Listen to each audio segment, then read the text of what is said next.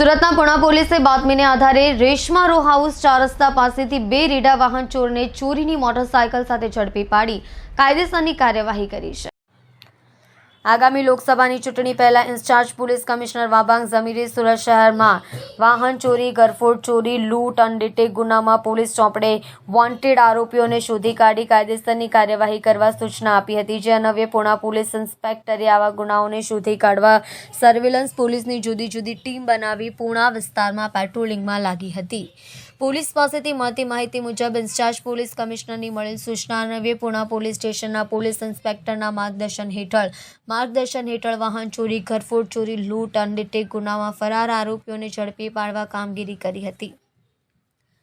તે સમયે police constable Anandbhai અને લોકરક્ષક ભાવેશભાઈને મળેલ માહિતીને આધારે રેશમા રો હાઉસ 4 રસ્તા પાસેથી 2 રેડા વાહન ચોરને ચોરીની મોટરસાયકલ સાથે ઝડપી પાડી કાયદેસરની કાર્યવાહી કરી હતી।